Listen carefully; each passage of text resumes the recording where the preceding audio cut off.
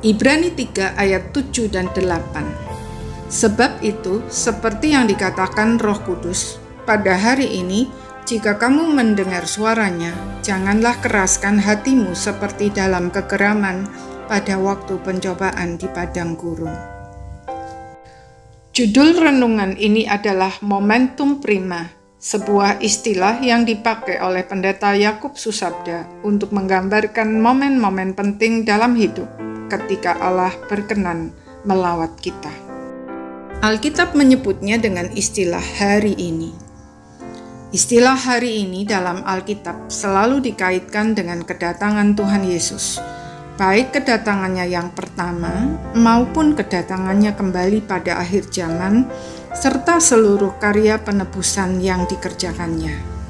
Semua itu merupakan sentral dari seluruh berita Alkitab. Artinya, melalui pribadi Yesus Kristus yang menjadi manusia itulah Allah melawat umat-Nya. Penulis surat Ibrani mengingatkan kita agar waspada ketika momen itu tiba dan jangan pernah mengeraskan hati serta menolak atau mengabaikannya. Sebab seringkali momen itu datang pada saat yang tidak kita duga dan dalam kondisi yang tidak kita inginkan.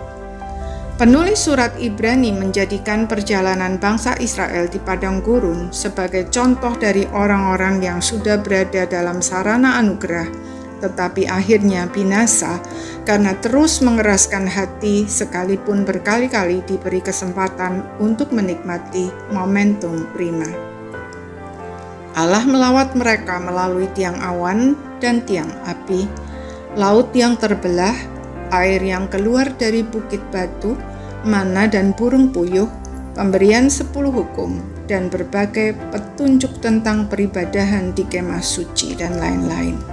Semua itu merupakan simbol dari pribadi Yesus Kristus yang hadir di tengah umat-Nya sebagai momentum prima di tengah-tengah masa sulit yang berat dan panjang itu.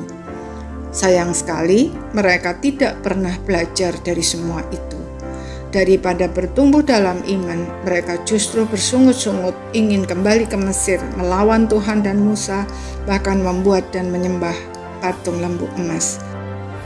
Akibatnya, seluruh generasi itu mati di padang gurun dan tidak bisa menikmati tanah perjanjian yang sudah ada di depan mata.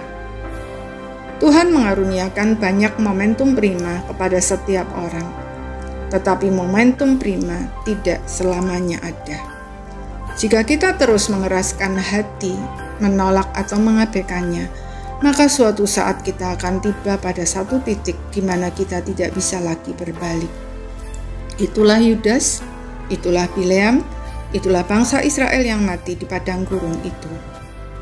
Karena itu, mari kita waspada dan mohon Tuhan mengaruniakan kepada kita kepekaan untuk menyadari setiap momentum prima yang Tuhan karuniakan di tengah-tengah berbagai macam pengalaman hidup kita.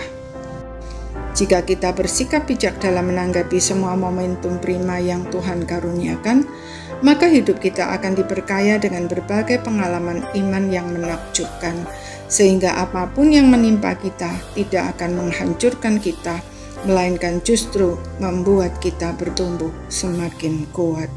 Amin.